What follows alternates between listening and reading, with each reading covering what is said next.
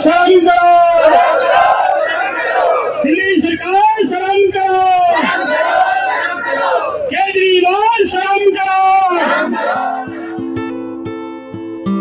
मेरा नाम सलमान है और मैं पिछले 8 सालों से बस मार्शल के तौर पे सेवा दे रहा था, जो कि दिल्ली सरकार के द्वारा ये स्कीम के तहत लगाया गया था हमें। मैं आपके माध्यम से सरकार को संदेश देना चाहूँगा, सरकार से ये पूछना भी चाहूँगा कि ये देश में हो क्या रहा है, ये दिल्ली में हो क्या रहा है। आप लोग क्या चाहते हैं कि अपने देश की राजधानी कैपिटल ऑफ क्राइम बन जाए? आप लोगों को बेरोज़गार कर रहे हैं। बेरोज़गारी में इंसान क्या करेगा? कुछ ना कुछ तो करेगा ही अपना पेट पालने के लिए। आप लोगों को गलत करने के लिए मजबूर क्यों कर रहे हैं?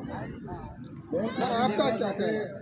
मेरा नाम सर गगन शर्मा है और सर फर्स्ट ऑफ ऑल मैं आपके स्वागत करना चाहता हूँ। आप हमारे बीच में आए, हम उन मीडिया कर्मियों का हम सर तहे दिल से धन्यवाद करते हैं जो हमारे छोटे तबके के लोगों की आवाज़ उठाते हैं और सरकार तक पहुंचाते हैं। लेकिन सर हम एक उन मीडिया को भी संदेश देना चाहते हैं कि आज आप सत्ता के या पावर के नशे में या पैसे के नशे में या टीआरपी के लिए इतना गिर गए हैं कि आप जिस पब्लिक के थ्रू आप इतने ऊपर गए थे और आज उसी पब्लिक को आप दिखाने में आपको शर्म आ रही है, तो आपको मीडिया से आपको इस्तीफा देना चाहिए। आप उस चीज़ को बंद कर देना चाहिए। ठीक है, ये आज छोटे मीडिया वाले बेशक है, लेकिन कल को यही मीडिया सबसे बड़ा बनेगा और पब्लिक का सपोर्ट से ही आज के टाइम देश में हर चीज़ होती है सर। और सर मैं कहना चाहूँगा सर केजरीवाल सरकार को कि आप सर परिवार का हिस्सा हो, लेकिन सर अगर आपकी कोई गलती नहीं है तो आप आइए और हमारे से बात कीजिए। आप अपने इलेक्शन के टाइम पे कहते थे ये मेरे भाई है, ये मेरी बहनें हैं, ये मेरे बच्चे हैं, मैं सभी इनका छोटा भाई हूँ या बड़ा भाई हूँ, आप कहते थे। और आप हमारे आम पब्लिक के लिए कहते थे 24 घंटे जनता के लिए दरवाजे मेरे खुले रहेंगे। आप आधी रात को भी बोलोगे तो आपका भाई, आपका हमदर्द आपके साथ खड़ा रहेगा। लेकिन आज सर क्या बात होगी जो आप नहीं आ पा रहे? कैसा पॉलिटिकल प्रेशर है, कैसा वो आप हमें आप बताइए, हम आपका दुख दर्द समझेंगे। जैसे आपने हमारा दुख दर्द समझा ऐसे ही हम आपका दुख दर्द समझेंगे सर। और हम आपसे दूर नहीं है, आप आइए सर, हम आपको इन्विटेशन देते हैं, आप आइए, किसी को भी भेज दीजिए। हम ये नहीं कह रहे सीएम आना चाहिए, पीएम आना चाहिए, जो भी पार्टी का आना चाहे हम मोस्ट वेलकम है सर। और सर हम तो एक सिंपल से आदमी है, कहते हैं देश में हमें तो सर रोज़ कमाना रोज़ खाना होता है सर, हमें राजनीति से इतनी नॉलेज नहीं होती। लेकिन सर हम इतना जानते हैं कि सर सरकार अगर चाहे तो सर पब्लिक का भला होता है, सरकार अगर चाहे तो पब्लिक को सबसे ज़्यादा नुकसान और सबसे ज़्यादा खराब पब्लिक को करने में सरकार का ही हाथ होता है सर। अब सरकार ने सर हमें रोड पे बिठाया है और सर उस टाइम पे सर जब हमें लगाया गया था सर, निर्भया कांड हुआ था सर, बहुत तगड़ा जो कांड हुआ था सर, निर्भया कांड हुआ था जिससे सारा देश दहल चुका था सर। और आज इन्होंने जब सीएम साहब ने वाह लूट ली थी मार्शल लगाने के बाद, और इलेक्शन भी जीते सर, मार्शल लगाने के बाद सर ये इलेक्शन जीते थे। और आज भी आप इनका डिबेट देख सकते हो। राजस्थान में आप जब चुनाव प्रचार करने गए तो आप क्या बोल रहे थे कि दिल्ली के तर्ज पे, यानी कि हर जगह दिल्ली का काम दिखाते हो और जब आप सत्ता पाते हो सर, ये बताइए सर दिल्ली के आप राजस्थान में क्या कह रहे हो? अगर हम यहाँ पर दिल्ली के तर्ज पे ही मार्शल लगाए जाएंगे, अगर मार्शल बसों में है तो क्यों इतनी हरकतें हो रही है? मैं सर कल भी परसों भी वीडियो आ रही थी सर डीटीसी की, उसमें महिला मार्शल 2 महिला सीट के लिए लड़ रही थी सर, और खून खराब हो गया था, उनके कान से सर खून आ रहे थे। लेकिन सर पब्लिक के लिए कोई भी आगे नहीं आया, क्यों? पब्लिक को सर आपको पता बिजी है। और केजरीवाल सरकार ने मार्शल को इसलिए रखा था महिला सुरक्षा कर सके। लेकिन सर जब से ये हटी है तो मेरे को लग रहा है सरकार सो चुकी है और एक और निर्भया कांड चाह रही है जिससे कि दोबारा से ये सत्ता में आए और ये चाह रही है बड़ा हादसा हो। अब मैं एक बात और कहना चाहूँ सर, कहते हैं कि किसी की मर्डर के पीछे कोई कत्ल होता है तो उसके पीछे कोई तो हाथ होता है। ये मेरे इतने भाई जो हुए सर, इनका जो शहीद हुए इनका सर कौन कह रहा है, किसके ऊपर है सर? केंद्र सरकार के ऊपर या दिल्ली सरकार के ऊपर या एलजी साहब के ऊपर? ये मौत के जिम्मेवार कौन है? मैं एक क्वेश्चन सिर्फ सर यही पूछ के आपसे बात खत्म करना चाहता हूँ। सबसे पहले आपकी यूट्यूबर मीडिया का भी बहुत बहुत आभार व्यक्त करते हैं, क्योंकि हमारा शुरू से जो धरना प्रदर्शन शुरू हुआ है जब से हमें कवर कर रही है और मीडिया ने हमारी बात काफ़ी हद तक आगे तक पहुंचाई है, सरकार में भी और जनता के बीच में भी। इससे आगे मैं 2 शब्द कहना चाहूँगा। वही केजरीवाल जी हैं जो दरी से बिछा के आज वो मुख्यमंत्री बने हुए हैं। जब वो आंदोलन कर रहे थे उस टाइम उन्होंने कहा ये बड़े आदमी हैं, बड़े सिंहासन में बैठे, इनकी चमड़ी बहुत मोटी है तो हम इसको बदलाव करेंगे। आज इनकी चमड़ी इतनी मोटी हो चुकी है, इनकी अभी तक नींद नहीं खुली है।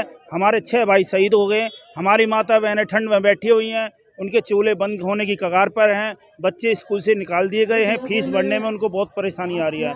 तो आप लोगों से हाथ जोड़ के विनती यही है कि दिल्ली सरकार से भी आप लोग पूछे कि जी आप कितने दिन तक इनको ऐसे ठंड में मारोगे। ये देश के ही नागरिक हैं जो आपके साथ कंधे से कंधा बढ़ाकर काम किया है। कोविड-19 के अंदर अगर किसी को कोविड-19 हो जाता है, उनके परिवार वाले छोड़ के चले जाते थे। वहाँ पे मार्शल को लगाया जाता था, दवाई, खाना और मेडिकल स्टोर भीड़ होती थी, तो उनकी भी पीछा करने के लिए सबको मार्शल को लगाया जाता। राशन की दुकान में मार्शल को लगाया। हमने क्या नहीं करा? हमारा कसूर तो बताए सरकार कि यहाँ पे इन्होंने लापरवाही बरती। हम देश के साथ है और आज भी है। अगर सरकार नहीं सुनेगी तो हम इनके साथ बहुत प्रचंड रूप से लड़ाई लड़ने को आर पार करेंगे। जी नमस्कार जी, और धन्यवाद आपका चैनल का। हमारे एक लोकतंत्र में जहां संविधान की बात होती हो, वहां पर संविधान की हत्या करने वाला है कोई और नहीं, हमारे दिल्ली मुख्यमंत्री सीएम साहब है। क्या इस लोकतंत्र में मैं पूछना चाहता हूं केजरीवाल साहब से, पहला प्रश्न सवाल होगा कि अपना मेहनताना मांगना गलत था? हमने जब एलजी साहब पे 10 तारीख को धरना प्रदर्शन किया था, अपनी 5 महीने की सैलरी मांगी थी उनसे, तो उन्होंने क्या करा? उसके एवज में हमें क्या दिया? हमें नौकरी से बाहर कर दिया। इस लोकतंत्र में हमारी हत्या की गई है और हम उनसे पूछना चाहते हैं उन सरकार से, क्या हमारे 5 लोग शहीद हुए? जो इंसान कोई फौजी कोई भी शहीद हो जाता तो 1 करोड़, और सिविल डिफेंस के कोरोना योद्धाओं को कुछ पैसे नहीं। उन्हें कहीं ना कहीं इतनी शर्म आनी चाहिए केजरीवाल साहब कि अगर आप यहाँ पर नहीं आ पाए, और आपके संविधानिक के 2 वादे थे। पहला वादा था उनका कि रोजगार देंगे, दूसरा वादा था महिला सुरक्षा।